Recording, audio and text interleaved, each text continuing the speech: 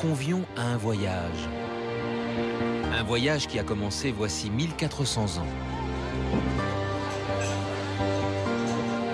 Il nous fera traverser les siècles et les continents à la découverte de quelques-uns des plus extraordinaires chefs-d'œuvre de la planète.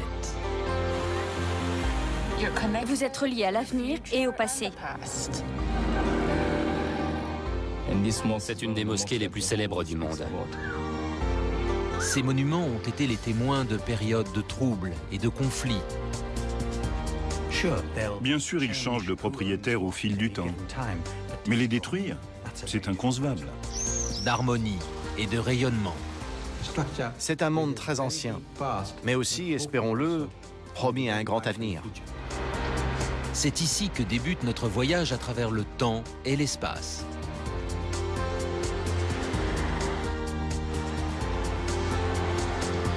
L'histoire qu'il retrace est toujours aussi vivace et rassemble chaque année des millions de fidèles en un lieu unique.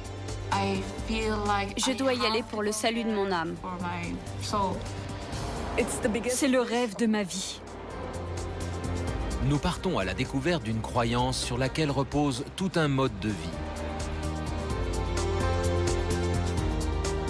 L'histoire que nous allons vous raconter est celle de l'islam, qui a inspiré à l'homme quelques-unes de ses plus belles réalisations.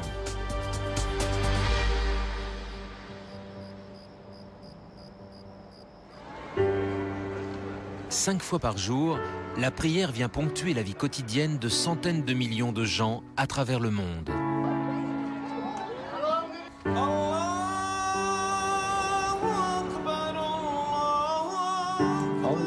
C'est elle qui unit spirituellement tous les musulmans de la planète. Dans quelque endroit qu'ils se trouvent, les croyants se tournent vers la ville où tout a commencé. La première et la plus importante merveille du monde musulman. La Mecque. La ville sainte est le berceau du prophète Mahomet et de la religion qu'il a fondée voici 1400 ans.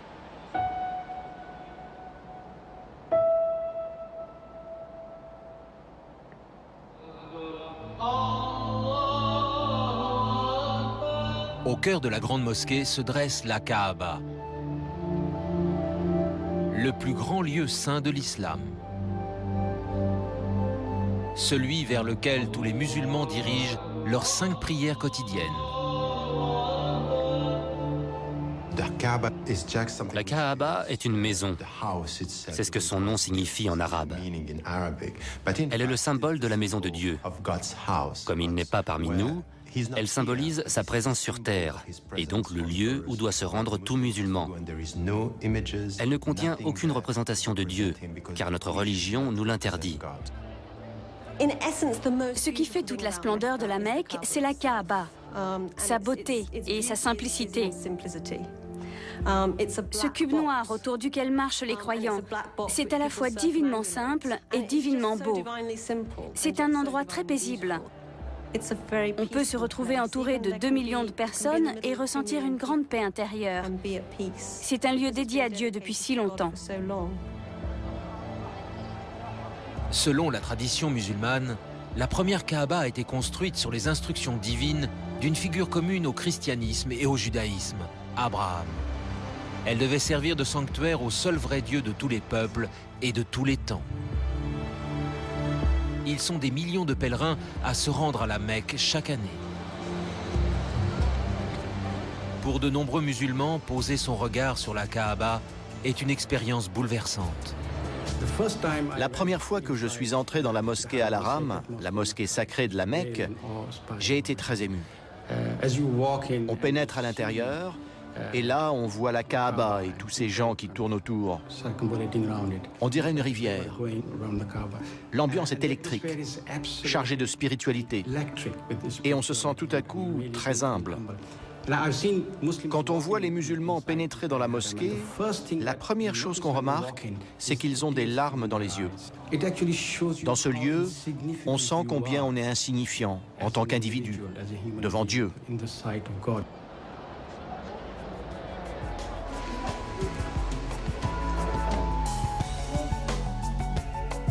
Par leurs 5 prières quotidiennes, les musulmans témoignent qu'il n'y a d'autre Dieu que Dieu, et Mahomet est son messager.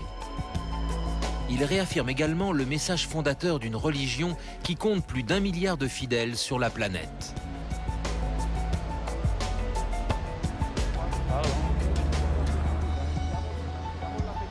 Six d'entre eux rêvent d'effectuer leur premier pèlerinage à la Mecque et espèrent pouvoir partir dans les jours qui viennent. Tous les 6 vivent à proximité de l'une des plus importantes et des plus belles mosquées du monde.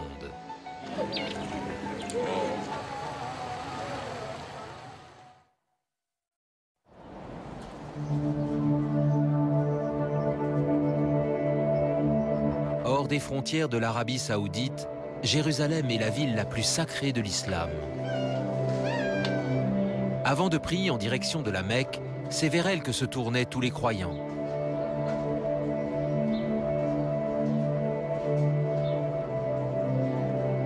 Dans presque toutes les vues de Jérusalem, on aperçoit la coupole grise de la mosquée Al-Aqsa, la deuxième merveille de notre voyage.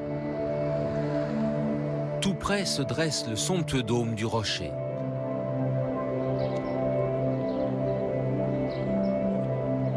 Bâtie quelques décennies après la mort du prophète, cette mosquée abrite le rocher d'où il se serait élancé vers le ciel. Ce site est important pour les 3 religions monothéistes.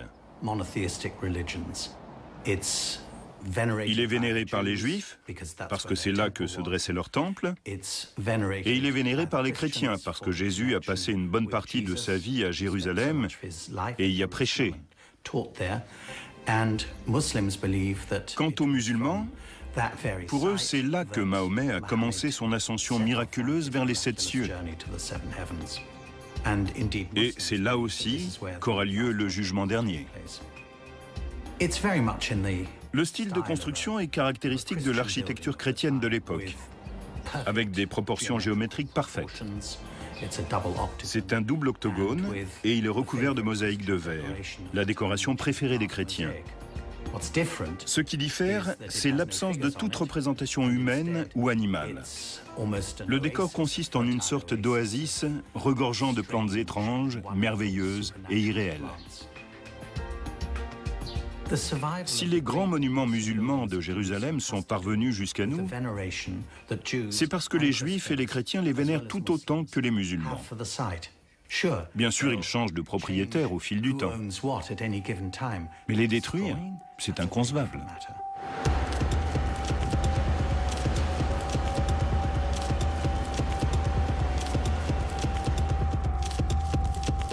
De tout temps, Jérusalem a été une ville divisée. Rasée à 2 reprises, elle a été assiégée 22 fois et capturée 44 fois.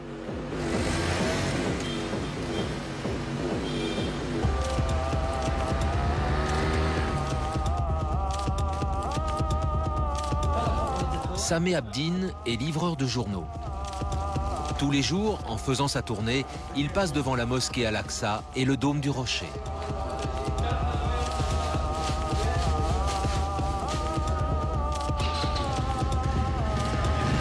Sameh a 23 ans et il est palestinien. Il vit à Jérusalem-Est où il a grandi.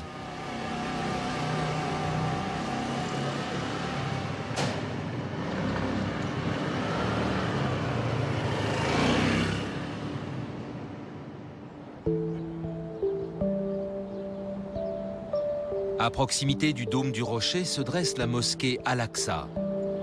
Après la Mecque et Médine en Arabie saoudite, elle est le 3e lieu saint de l'islam.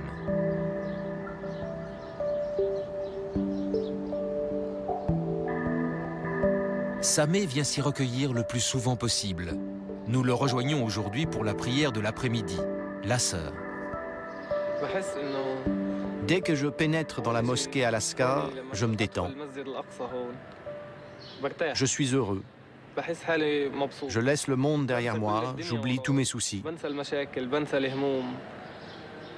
Quand je suis à bout, j'aime venir me réfugier ici. Je prie, je lis le Coran, je regarde tout autour de moi, je me promène dans les cours. C'est vraiment magnifique comme endroit. Il suffit de se remplir de cette beauté pour se sentir heureux. La première mosquée Al-Aqsa a probablement été construite à la fin du 7e siècle. Elle pouvait accueillir des milliers de fidèles. Elle a été bâtie sur le modèle d'une basilique. Il n'y avait pas de dôme, mais un toit en pente. Un peu comme une église paroissiale avec sa nef centrale et ses deux bas-côtés. Sauf qu'il n'y avait pas un seul bas-côté de part et d'autre de l'allée centrale, mais 5. C'était un édifice gigantesque. Et il faut bien comprendre que cette démesure jouait un rôle émotionnel et symbolique très fort. Cet espace illimité qui se répète à l'infini jusqu'à se fondre dans le lointain symbolise l'infinité, l'éternité.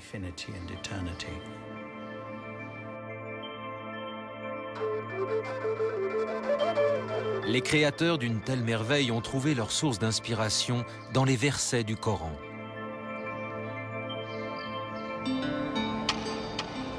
Pour les musulmans, le Coran est la parole de Dieu, telle qu'elle a été révélée à son prophète Mahomet. Cette profession de foi constitue le premier des 5 piliers de l'islam.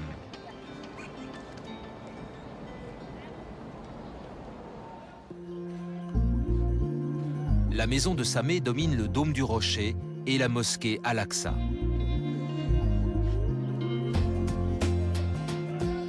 Ces 2 lieux de culte sont la preuve que depuis toujours, la foi musulmane a cohabité avec le christianisme et le judaïsme dans la ville éternelle comme partout ailleurs dans le monde.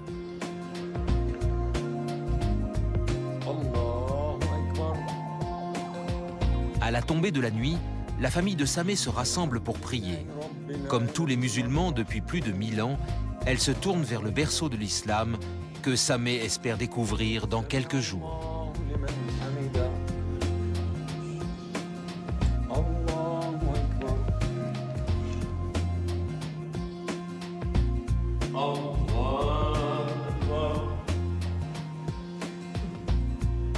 À des milliers de kilomètres de Jérusalem, Issa prépare lui aussi son premier pèlerinage à la Mecque. Il partira de Grenade, la ville espagnole qui abrite l'un des plus beaux joyaux d'Europe, l'Alhambra, la 3e merveille de notre périple à travers le monde musulman.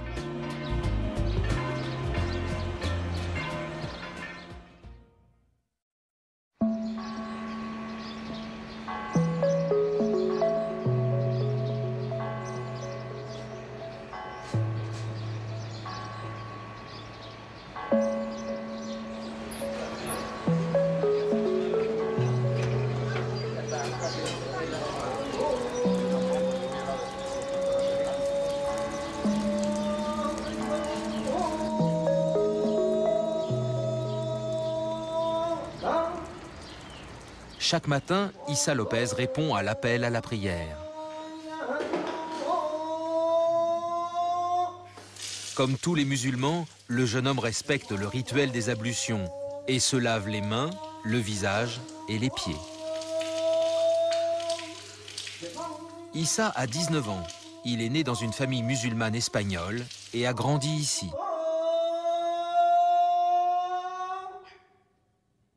Je suis fier parce que Grenade, c'est ma ville.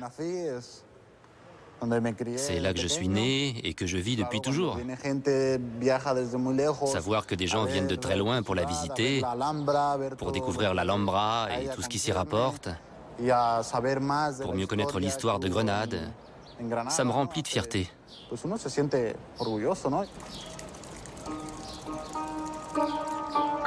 Conçue par des architectes musulmans et construite au XIIIe siècle par les souverains arabes d'Andalousie, l'Alhambra célèbre la beauté et l'art islamique, inspirés de la vision coranique du paradis.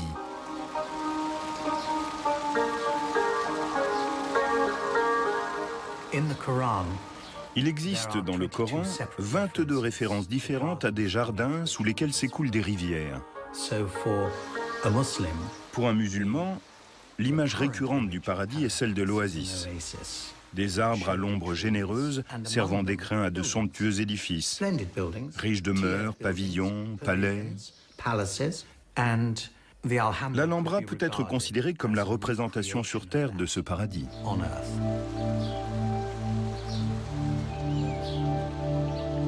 Ce palais est l'un des monuments les plus visités d'Europe. Mais rares sont les touristes qui connaissent la nouvelle mosquée de Grenade, édifiée de l'autre côté de la vallée. C'est ici qu'Issa vient prier chaque matin. La prière du matin, appelée Fajr, s'accomplit entre l'apparition de l'aube et le lever du soleil.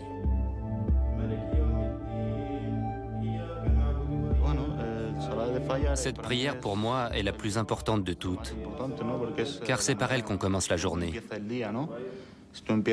Prier tôt le matin, à la mosquée ou seul chez soi, c'est fondamental.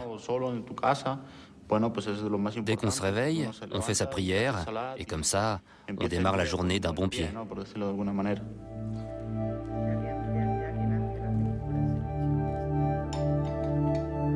Les parents d'Issa se sont convertis à l'islam avant sa naissance. À la fin des années 70, l'Espagne post-franquiste redécouvrait la démocratie et avec elle, la tolérance religieuse. L'islam a croisé notre chemin. Et c'est curieux parce qu'il avait été gommé de notre histoire, des livres, de l'enseignement. Des liens très étroits unissaient l'Andalousie à l'islam. Mais naturellement, tout ce qu'on nous a appris, c'est que les Maures avaient débarqué, avaient conquis le sud de l'Espagne et en avaient été expulsés. C'était tout ce qu'on savait sur cette culture, sur l'histoire de l'islam en Espagne.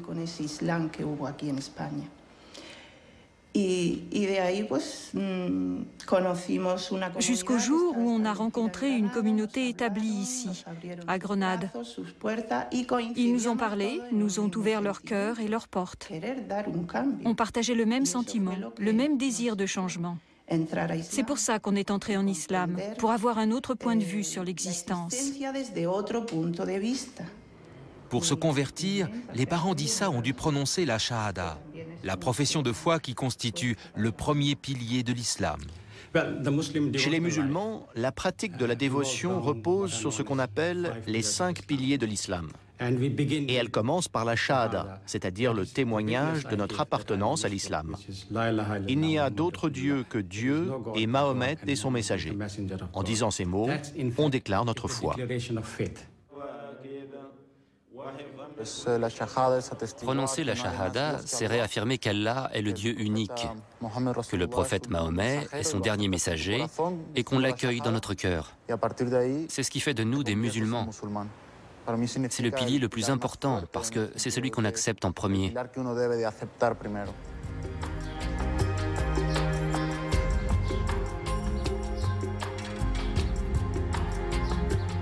La Shahada est ce qui définit un musulman, qu'il soit né dans cette religion ou qu'il se soit converti par la suite. Ce sont les premiers mots qu'entend un nouveau-né et les derniers qu'on prononce au chevet d'un mourant. Ce sont des paroles d'une portée immense qui unissent tous les musulmans du monde.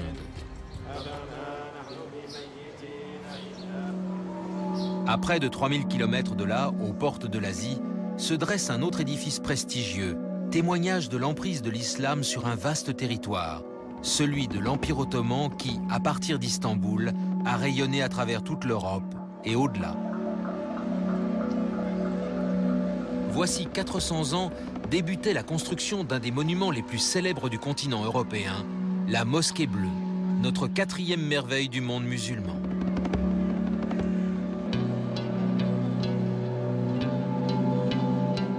L'intérieur, somptueusement orné de quelques 20 000 carreaux de mosaïque bleue, atteste de la grandeur de l'Empire ottoman.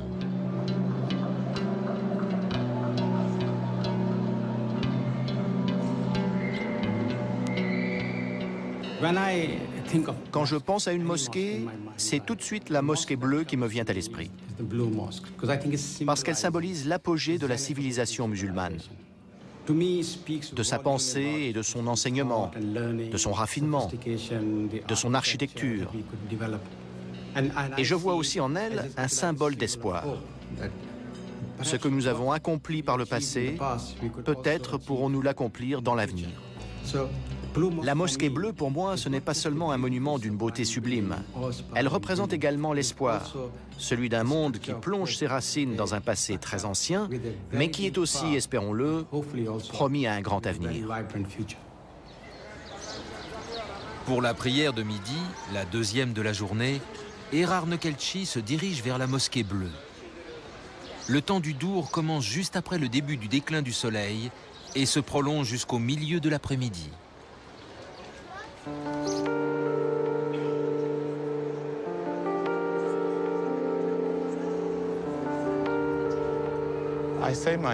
Je prie parce que j'en ressens le besoin.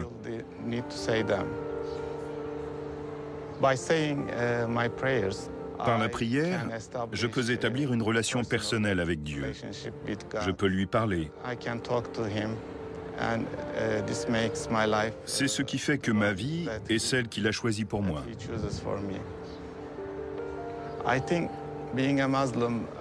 Être un musulman est un combat de tous les instants. On lutte sans cesse pour faire les bons choix.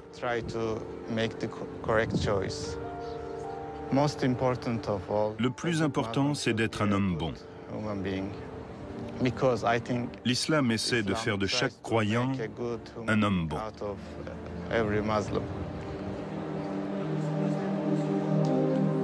La prière joue un rôle fondamental dans la vie d'un musulman et constitue à ce titre le deuxième pilier de l'islam. C'est une manifestation physique du témoignage de notre foi. Pendant qu'on se tient droit, on récite les versets du Coran, puis on s'incline et on parle du pouvoir de Dieu.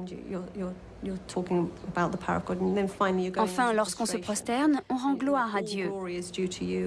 La tête est ce que nous avons de plus sacré. C'est là que se situe notre ego, peut-être.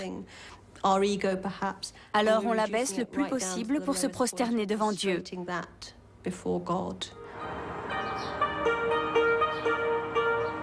Quelles que soient leurs divergences dans leurs opinions et leur mode de vie, tous les musulmans du monde s'unissent dans la prière. La prochaine étape de notre voyage nous emmène en Afrique de l'Ouest, à la découverte d'un monument stupéfiant. Cette mosquée, la plus grande structure en pisé de la planète, est notre 5e merveille du monde musulman.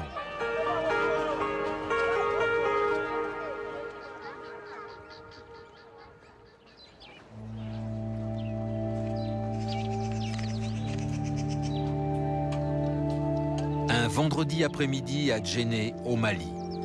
L'air est poussiéreux et brûlant. L'islam est arrivé au Mali au XIIe siècle, introduit par les marchands arabes. Ce pays est l'un des plus grands d'Afrique, mais aussi l'un des plus pauvres. Au cœur de l'ancienne cité se dresse cette extraordinaire mosquée. Le bâtiment d'origine a été bâti au XIIIe siècle par l'un des premiers souverains musulmans de la région. Amadou Thiam a grandi ici. Il vit maintenant à Bamako avec sa famille, mais revient souvent en visite à Djenné. Cette mosquée de Djenné est l'une des plus anciennes du monde. La ville elle-même est prestigieuse. Elle a été un important centre de civilisation islamique. Je crois que cette mosquée, dont un premier édifice fut construit au XIIIe siècle, est inscrite au patrimoine national du Mali. Cette mosquée est caractéristique de l'architecture en pisé d'Afrique de l'Ouest. Imaginez la difficulté pour construire un tel édifice en terre crue. Ce matériau est très résistant à la compression. Il ne va pas s'effriter sous l'effet d'une pression verticale. Mais latéralement, il est bien moins solide. Par conséquent, quand on construit des coupoles, des voûtes et même un simple toit plat en pisé, il faut que les parois soient extrêmement épaisses, qu'elles soient étayées en de très nombreux points et très peu espacées. Il y a beaucoup de piliers et c'est très sombre, très silencieux. L'élévation de l'esprit vient précisément de cette simplicité. Ces gens n'ont pas d'argent, mais ils ont des traditions. L'imam de la mosquée m'a dit « Notre richesse, ce sont nos racines. Lorsqu'on vient de certains endroits du monde, avec leurs édifices majestueux, une telle simplicité renforce notre engagement vis-à-vis de Dieu. C'est ce que j'ai ressenti dans cette mosquée.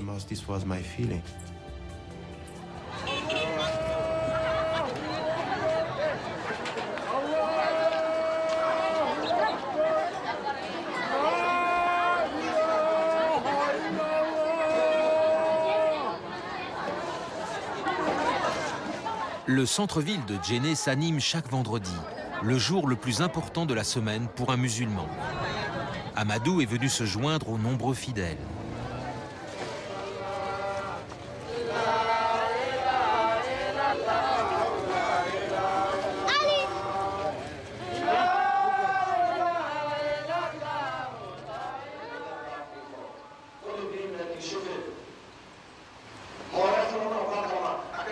La prière du vendredi est la seule que les musulmans se doivent d'accomplir en assemblée. Elle remplace le dour et débute toujours par le sermon de l'imam de la mosquée.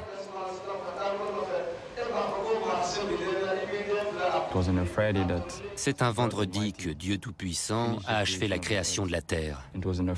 C'est un vendredi que Dieu Tout-Puissant a insufflé la vie à Adam, le père de l'humanité. C'est donc le jour où il demande aux fidèles de se rassembler pour le célébrer.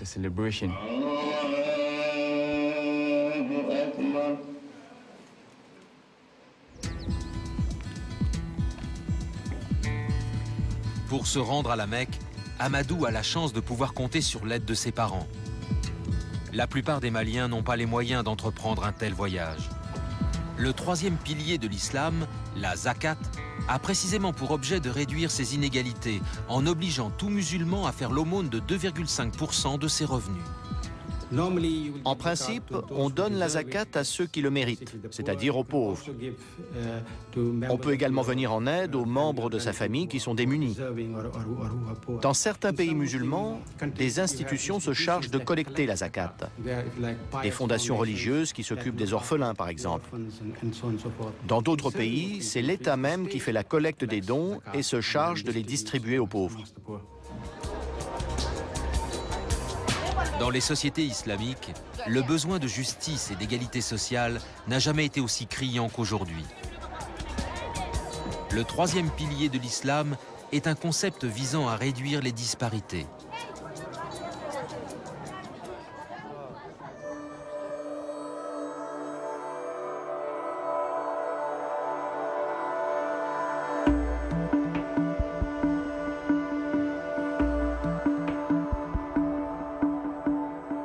À des milliers de kilomètres de là, le soleil se couche sur Ispahan, où la mosquée de l'imam résonne de l'appel à la prière.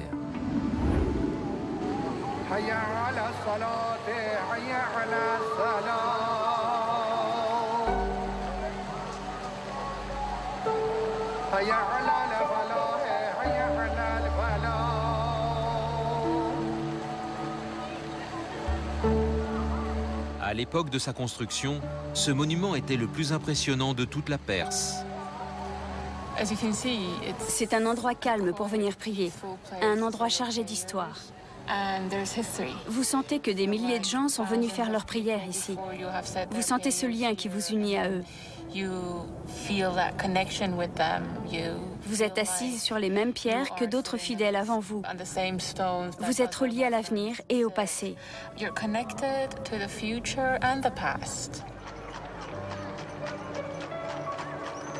Dans la vie des croyants, la mosquée n'est pas qu'un lieu de culte. Son rôle est multiple.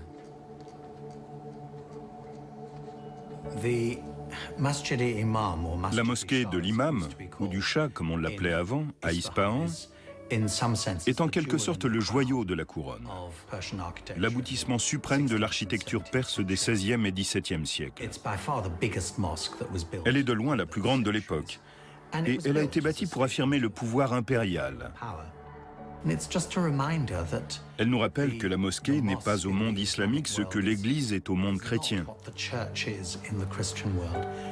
Elle est un lieu de culte, mais aussi un lieu d'assemblée, un lieu où l'on enseigne le droit, où l'on fait des études. C'est la raison pour laquelle les mairies n'existent pas dans le monde musulman, ni les facultés de droit. La mosquée remplissait tous ses rôles. Elle était un centre communautaire et la mosquée de l'imam est là pour nous le rappeler.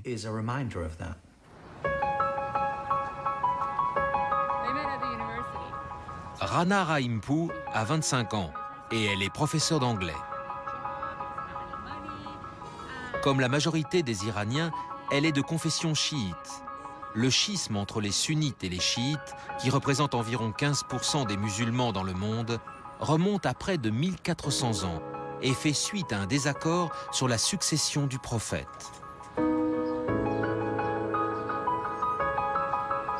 Selon les chiites, celle-ci devait revenir aux descendants de Mahomet. Malgré leurs divergences, les deux courants religieux adhèrent aux mêmes principes fondamentaux et aux mêmes 5 piliers. Aujourd'hui, l'Iran est un État théocratique qui exerce un contrôle strict sur les médias et les droits civils.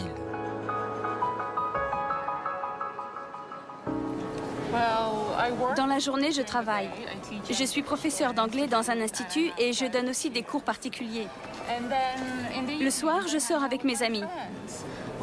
3 fois par semaine, on fait de la gym et de l'escalade 1 fois le week-end.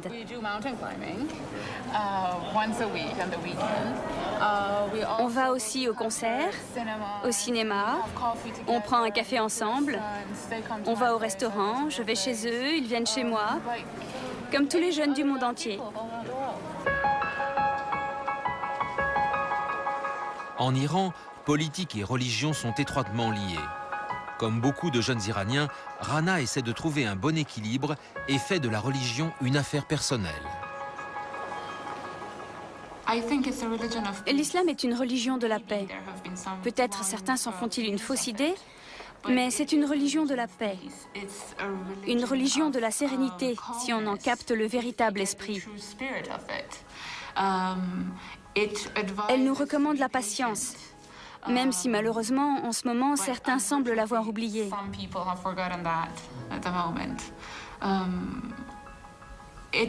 Elle nous donne de l'espoir. Elle est remplie d'espoir. C'est pour ça que je l'aime. Rana a des croyances et des pratiques religieuses parfois différentes de celles des sunnites. Mais son respect du 4e pilier de l'islam, le jeûne durant le ramadan, est commun à tous les musulmans du monde. J'aime faire le ramadan parce que c'est la volonté de Dieu. On a faim, on a de quoi manger, de quoi boire, mais on s'abstient simplement parce que Dieu nous le demande. Bien sûr que ce n'est pas facile de se priver de quelque chose qui nous fait envie parce que Dieu l'exige. Mais c'est justement ça qui me plaît. Le mois du Ramadan est très important. Selon la tradition islamique, c'est le 9e mois du calendrier lunaire, celui au cours duquel le Coran a été révélé. Il est donc consacré à la lecture, au retour au texte. C'est une période très difficile. À la fin de la période de jeûne, beaucoup de musulmans sont épuisés parce que c'est éprouvant, aussi bien spirituellement que physiquement. Rana vit dans un pays dirigé par des mollahs conservateurs. Mais pour elle, sa croyance religieuse transcende toute controverse politique. De même, la mosquée qui l'accueille chaque jour se dresse comme un vibrant hommage à la nature intemporelle de la foi islamique.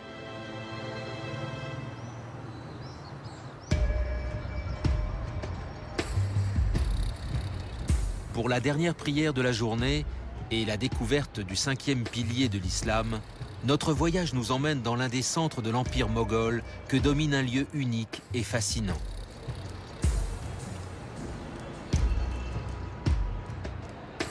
Le Pakistan est l'un des nombreux pays musulmans où l'islam revêt une dimension mystique.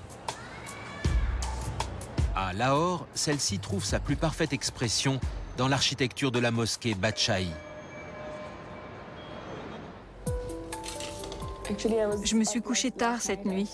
J'avais emporté du travail du bureau. Le chauffeur de la société attend. Il n'arrête pas de klaxonner. Je suis en retard. Noreen Salim travaille dans une entreprise de relations publiques à Lahore. Elle vient de se marier et habite chez ses beaux-parents. J'ai une journée très chargée aujourd'hui. J'ai 2 rendez-vous et une émission en direct.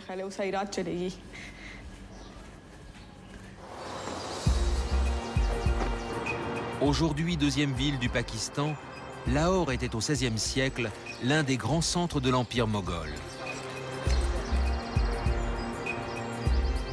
Au cœur de la vieille ville se dresse la mosquée Badshahi, un des joyaux de l'architecture musulmane de l'époque.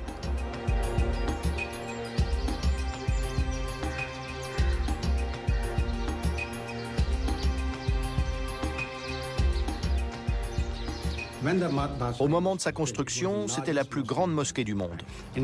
Et elle est vraiment splendide. C'est un monument extraordinaire. On passe par d'innombrables portes. Chaque porte mène à une autre porte, nous entraînant dans un voyage qui ne finit jamais. Le plus remarquable, c'est que malgré son aspect imposant, c'est une structure très ouverte, très aérée. Où que l'on soit, on sent l'air frais qui circule. Cette mosquée reflète la nature de l'islam moghol.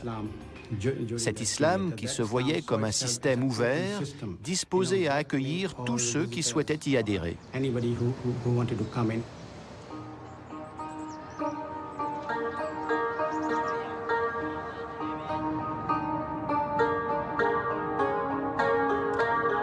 Tandis que la nuit tombe sur la mosquée Badshahi, Noreen s'apprête à dire la 5e et dernière prière de la journée.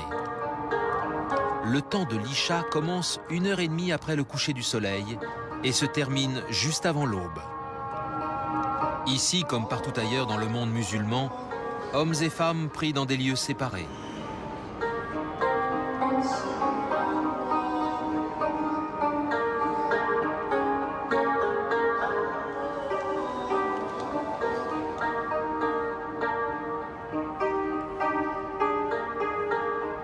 Le pèlerinage à la Mecque, le Hajj, est le 5e pilier de l'islam. Il s'effectue habituellement au cours du 12e mois du calendrier lunaire. Néanmoins, pour ceux qui auraient un empêchement, il peut s'accomplir à n'importe quelle autre période de l'année et prend alors le nom de Omra. Noreen prépare son voyage. C'est la première fois qu'elle quitte le Pakistan. C'est le rêve de ma vie. Ce pèlerinage va me permettre de m'élever spirituellement, de me rapprocher d'Allah.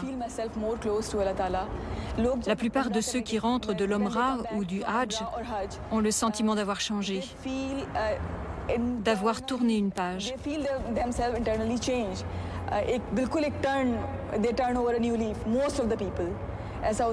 Ils ne sont plus les mêmes quand ils reviennent.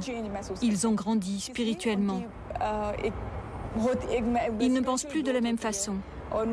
Ils ont changé d'état d'esprit. À la Mecque, Noreen retrouvera les 5 autres pèlerins qui, comme elle, réalisent le vœu de toute une vie, prier dans la capitale religieuse de l'islam. Nous avons été autorisés à pénétrer avec nos caméras au cœur de la ville sainte, la plus grande merveille du monde musulman. C'est un rare privilège.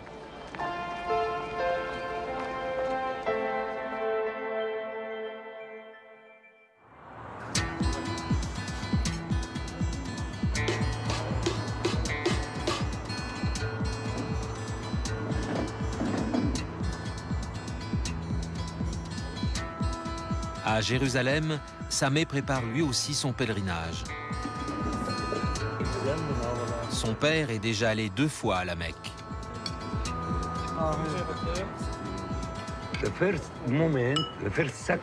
À la seconde où on pose son regard sur la Kaaba, on ressent quelque chose d'indescriptible. On se met à pleurer. Pendant les 7 jours et jusqu'à la fin, on pleure, on pleure. Je ne m'y attendais pas du tout.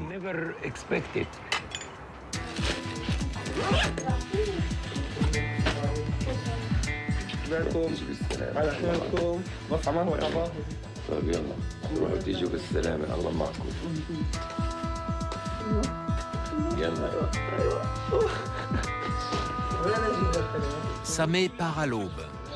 Il fera le voyage par la route de Jérusalem à la Mecque via la Jordanie.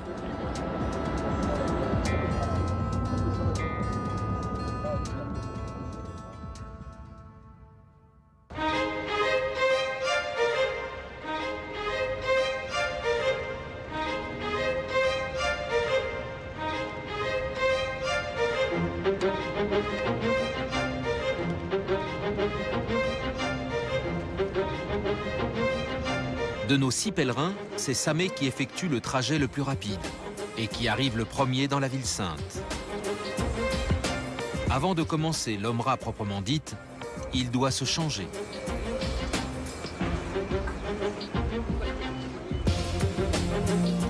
Les hommes se couvrent le corps de 2 étoffes blanches, symbole de pureté et d'égalité devant Dieu. Si Dieu le veut, je suis prêt pour l'Omra. C'était le rêve de ma vie. J'ai retiré mes vêtements et maintenant je porte la tenue traditionnelle des pèlerins. L'Ihram rend tous les hommes égaux, les met tous au même niveau. Les riches, les pauvres, les noirs, les blancs. Devant Dieu, nous sommes tous égaux.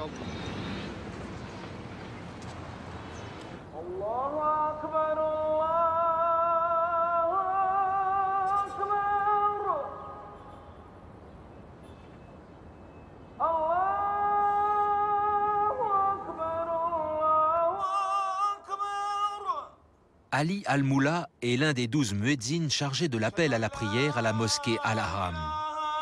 C'est une tradition dans sa famille depuis des siècles. Mon père, mon oncle, le frère de mon père, mon autre oncle, qui était aussi le frère de mon père, l'oncle du côté de ma mère, mes grands-pères, du côté de ma mère et du côté de mon père, ils étaient tous muezzins à la mosquée sacrée. J'ai passé toute mon enfance dans la cour de la mosquée. C'est là que j'allais en classe. Et à la fin des cours, on avait le droit de courir partout, de jouer. Évidemment, je précise qu'on ne jouait pas au football. Non. On courait, on plaisantait, on bavardait. Ici, au beau milieu de la mosquée. La ville dans laquelle a grandi Ali Al-Moula a certes changé, mais la plupart de ses traditions demeurent. De tout temps, la Kaaba a été recouverte d'un drap noir brodé d'or, et rares sont ceux qui ont le droit d'y pénétrer. Elle n'est ouverte que 2 fois par an pour être nettoyée. La personne qui en détient la clé et qui est seule autorisée à l'utiliser est Cheikh Abdulaziz Al-Shebi, un privilège dont jouit sa famille depuis l'époque du prophète.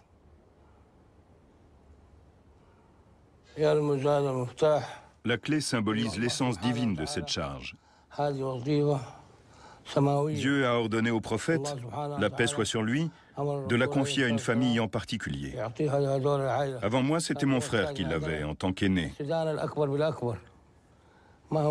C'est le membre le plus âgé de la famille qui en a la responsabilité. La transmission ne se fait pas nécessairement de père en fils.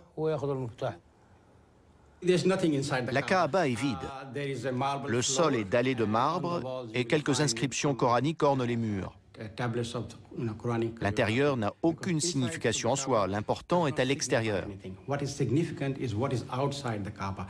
Le rôle de la Kaaba est de servir de point de convergence aux musulmans. Une fois à l'intérieur, on peut se tourner dans n'importe quelle direction.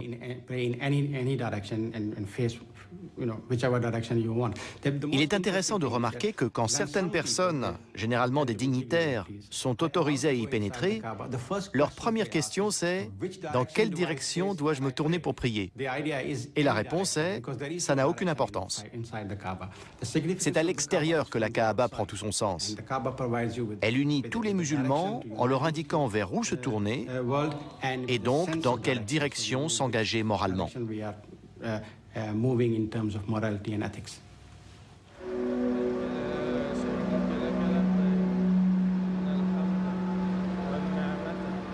Dès son entrée dans le site sacré, Sameh commence à réciter la Talbiya pour annoncer à Dieu qu'il se présente à lui.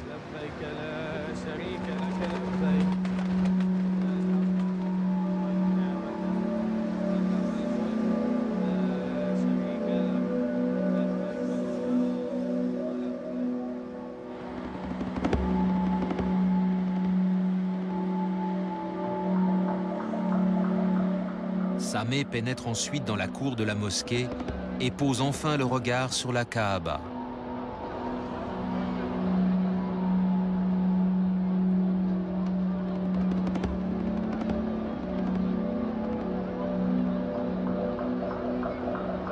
Se mêlant aux milliers d'autres pèlerins, il va accomplir 7 fois le tour du sanctuaire. L'important dans ce rituel, c'est qu'on tourne autour du centre, comme notre vie qui essaie de trouver son centre. Voilà pour le symbole. Pourquoi 7 fois? On l'ignore. Certains chercheurs associent ce chiffre à ce qu'il symbolise aussi dans d'autres traditions, l'éternité. Et bien sûr, ce chiffre est associé à Dieu.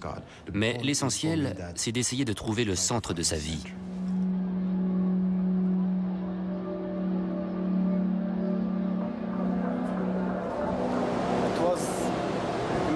C'était incroyable, merveilleux et étrange aussi.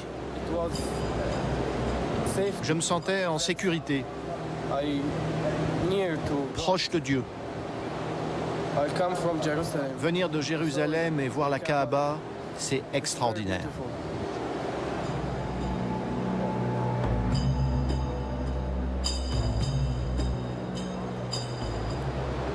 C'est incroyable. Je ne peux pas trop parler.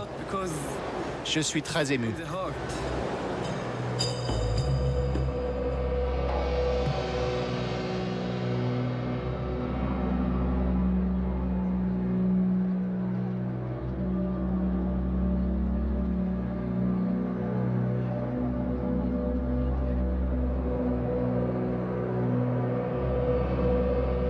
Après avoir tourné 7 fois autour de la Kaaba, Sameh effectue 7 fois à pied le trajet entre les collines de Safa et de Marwa. Ce rituel commémore les 7 allers-retours que fit en courant Agar, l'épouse d'Abraham, alors qu'elle cherchait désespérément de l'eau pour son bébé. Et c'est à la source qu'elle découvrit que viennent boire aujourd'hui les millions de pèlerins. Là encore, on remarque le lien qui existe entre la quête de l'eau, symbole de pureté, et la recherche du centre de l'existence, et la prière. Tout est lié, la prière, l'unicité de Dieu, la quête de l'eau et du centre de l'existence. Tout est question de pureté, de spiritualité et de proximité avec Dieu.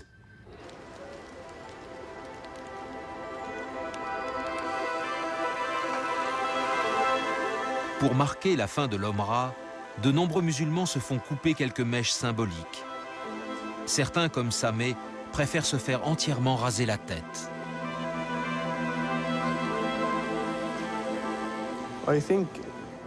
J'ai fait l'Omra pour mon frère qui est mort. C'est le deuxième motif de mon pèlerinage à la Mecque.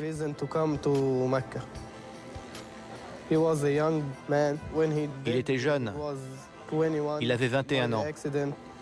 Il a été tué dans un accident de voiture. Il ne connaissait rien de la vie. Alors je voulais faire quelque chose pour lui. Et ce cadeau, c'était l'Omra.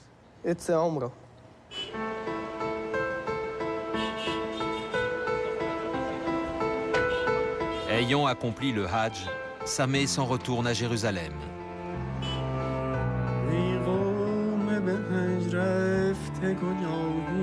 En Iran, Rana Rahimpur a eu des problèmes à son travail et a dû renoncer à son projet.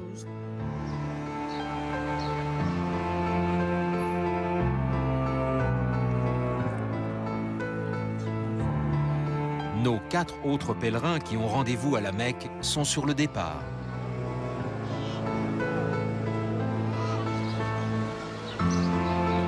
Ils ne se sont jamais rencontrés, mais partagent le même rêve, voir la ville vers laquelle ils se sont tournés tous les jours de leur vie.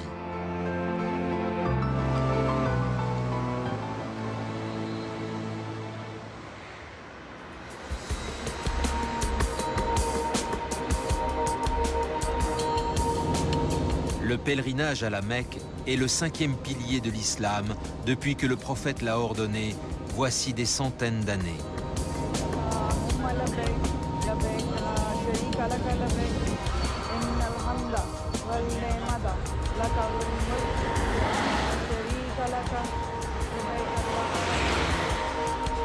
Aujourd'hui, la ville draine chaque année 6 millions de fidèles. L'Arabie saoudite interdisant aux femmes de se déplacer seules, Noreen est venue accompagnée de son mari. Contrairement à Amadou, Erarn et Issa, elle n'a pas à revêtir les étoffes blanches. Elle doit seulement se couvrir le corps et la tête. C'était un des rêves de ma vie. Tous les musulmans du monde se tournent vers la Kaaba depuis plus de 1400 ans. Et moi, je vais la voir. Ça va être un moment unique. Un moment inoubliable. Chaque minute qui passe me rapproche de la Kaaba. Je suis de plus en plus nerveux. J'ai le cœur qui bat, la bouche toute sèche. Je vais vivre le moment le plus important de ma vie. Je vais enfin voir ce dont j'ai rêvé toute ma vie.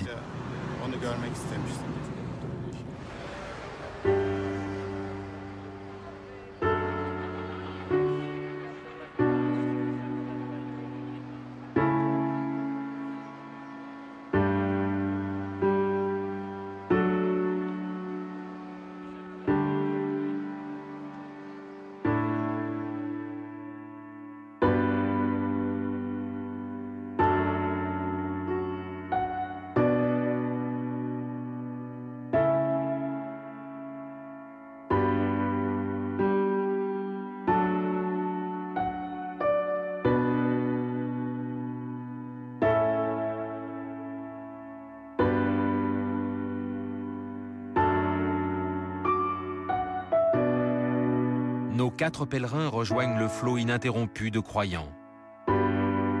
Ici, dans l'enceinte de la mosquée sacrée de la Mecque, rien ne sépare les hommes des femmes.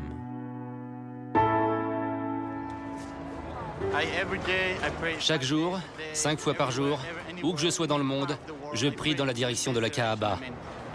Et voilà que tout à coup, elle est devant moi. Qu'est-ce que je peux demander de plus? Je n'arrive pas à y croire. Elle est là, devant moi.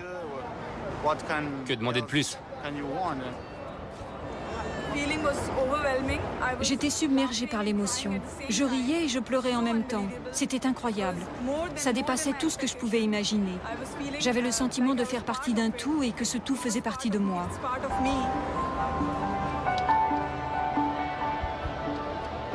Je ne me rendais même pas compte qu'on me bousculait. Je me sentais tellement proche d'Allah. J'étais tellement occupée à regarder la Kaaba. Il n'y avait plus qu'Allah et moi.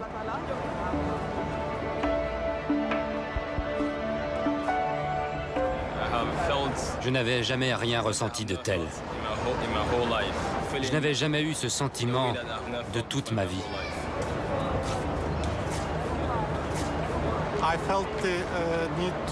J'ai éprouvé le besoin de passer des heures, des jours à la regarder, à essayer de comprendre sa signification.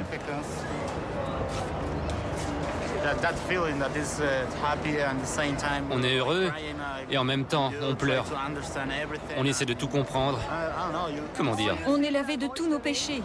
Ouais. On prie et tous nos péchés sont effacés. C'est ce que j'éprouve intérieurement. Je me sens lavée, purifiée. C'est comme une renaissance. Cette journée qui s'achève a profondément marqué nos 4 pèlerins. Elle restera gravée à jamais dans leur mémoire, comme le point culminant d'un voyage qu'ils ont rêvé d'accomplir toute leur vie. Un voyage à travers les siècles et les continents.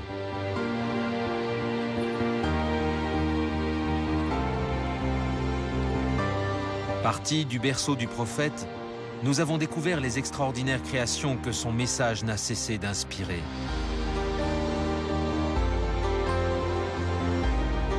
La vie de tous les musulmans du monde repose sur ce qu'ils appellent les 5 piliers de l'islam. La profession de foi, la prière, la charité, le ramadan et le pèlerinage à la Mecque. Également au nombre de 5, les prières qui ponctuent la journée des croyants les relient tous, où qu'ils soient sur la planète, au centre de leur foi, la Kaaba. Dans la ville sainte, la dévotion des fidèles atteint. C'est cette même ferveur que partagent plus d'1 milliard d'êtres humains sur la planète.